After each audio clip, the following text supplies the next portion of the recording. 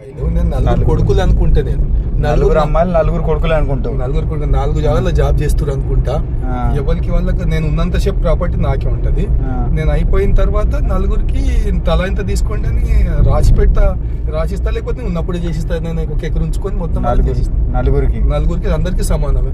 ఇప్పుడు ఇట్లున్నది అనుకో, ఒక్కరు ఉన్నారు అనుకో ఇంట్లో, ముగ్గురు బయట వచ్చి ఒక్కరు ఇంట్లో ఉన్నారు అనుకో, మొత్తం నువ్వే తింటున్నావు నువ్వే చెయ్యని ఆమె మీద భారం వేస్తారు. చేయాలంటారు. మళ్ళా మొగడు ఏం చేస్తాడు, అన్ని వాళ్ళకి చేస్తున్నాం. అక్కడ మొగోని టార్చర్, ఇక్కడ అక్క చెల్లెండ టార్చర్, ఇద్దరికి టార్చర్, ఇక్కడ తల్లిదండ్రులు టార్చర్. ఈమె ముగ్గురిని ఎవరిని తట్టుకునే శక్తి మీ దగ్గర ఉండాలి. ఇవన్నీ లోడ్ ఆమె మీద వేసినందుకు మన లోడ్ మన మీద వేసుకొని, ఇప్పుడు నలుగురు కొడుకులు ఉన్న వాళ్ళు నలుగురు బయట తెచ్చిపోతే ఊళ్ళో అయితే ఎవరు ఉండదు కదా, పిల్లలు ఎవరో ఒకరు చేస్తారు. ఇది ఏమున్నదంటే నలుగురు కొడుకులు అనుకొని నలుగురికి బయటికి ఇవ్వాలి. నలుగురు బయటికి ఇస్తే వాళ్ళతో పాటు ఈమెకు ఆస్తి ఉంటది. ఇప్పుడు బయటికి ఇచ్చిన వాళ్ళు ఏం చేస్తారు తెలుసా, ఒక్కసారి తేడొస్తే మేము కేసేస్తాం, వాట పంచుకుంటాము అని ముగ్గురు అంటారు. జర తేడా వచ్చినా ముగ్గురం అంటారు. అయితే వాళ్ళకి అక్కడ ఆస్తి మిగులుతుంది, ఇది మిగులుతుంది.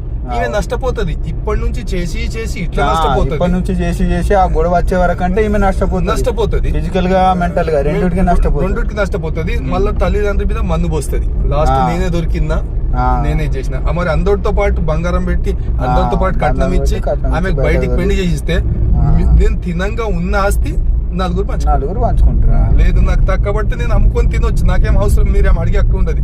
మీ తాత సంపాదించింది మీరు తీసుకోండి, నాకు తక్కబడితే అది పోయి అమ్మవచ్చు. ఇప్పుడు ఒక పెళ్లి చేయాలంటే నార్మల్ సింపుల్ 10 లక్షలు అవుతాయి. సింపుల్ నార్మల్ మేడం పూర ఏం లేకుండా బంగారం పెట్టకుండా చేసినాం, ఏం లేకుండా చేసినాం అంటే 4 లక్షలు కావాలి. తోడే మందికి పెట్టినామంటే ఏం బంగారం ఏం పెట్టకపోయినా 5 లక్షలు అయితే కంపల్సరీ, 4-5 లక్షలు కంపల్సరీ. మరి ఇంత పెట్టినాక, ఇంత కష్టపడి చేసినాక మళ్ళీ వాళ్ళు అన్ని తీసుకొని పోయి వాళ్ళు బయట ఉన్న వాళ్ళు మళ్ళీ ఈమెకు టార్చర్ పెడుతుంది. తప్పు కదా. ఈమె అందరితో పాటు ఉంటుంది. నా నిర్ణయం గిట్లుంది చూడు, నువ్వేమన్నా అదే మంచిది. నువ్వు మంచి నిర్ణయం తీసుకున్నావు. నాకు అట్ట తెలుస్తుంది. పెద్ద వీడియో ముగ్గురు వీడియోలు కూడా మిగతా వాళ్ళందరికి పిల్లలు అయిపోయారు. అందరికి పిల్లలు అయ్యారు. అందరికి ఆపరేషన్ అయిపోయింది, పిల్లలు బంద్ అయిపోయింది. ఇప్పుడు అందరికి ఈమె చేసి చదువుకున్నది. ఇప్పుడు లాస్ట్ టైం ఈమె టీచర్ గురించి డిఎడ్ ఏముంటది, డిఎడ్ చేసింది, పాస్ అయిపోయింది. తర్వాత మళ్ళా అది అయిపోగానే ఓపెన్ డిగ్రీ చేస్తుంది. ఓపెన్ డిగ్రీ ఇప్పుడు మళ్ళా సంవత్సరంలో అయిపోయింది. టెట్ ఉన్నది, ఇంకా టెట్ అయిపోయింది.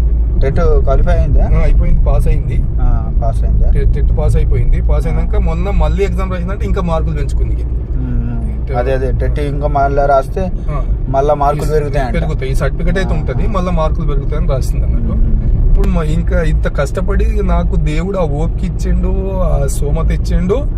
అన్ని పెళ్లి చేసుకుంటే మా నాయన భూమి మీద లోన్ బి లేపలేదు. నేను ఇంతవరకు లోన్ లేపకుండా అన్ని చేసి ఇవన్నీ చేసుకుంటా ఇంత ముంగడు వస్తే ఇల్లు కట్టుకొని సొంతంగా 2 ఎకరాల భూమి ఖరీచేసిన. ఇల్లు తట్టుకుంటా. ఇప్పుడు ఎన్ని ఎకరాలు ఉంది మీకు? నాకు మా నాయనది కాకుండా నాకు 3 ఎకరాలు ఉంది. మీది 3 ఎకరాలు, మీ నాయనది? మా నాయనది 4 ఎకరాల 15 గుంటలు ఉంటది. ఇప్పుడు అది ఎవరికి పంచలేరా మరా?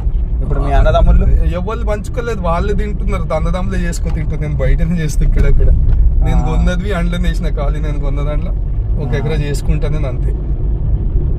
అది ఒకటి గుట్టతోటి మట్టి కొట్టించిన, అది సపరేట్ ఉన్నది. అదొక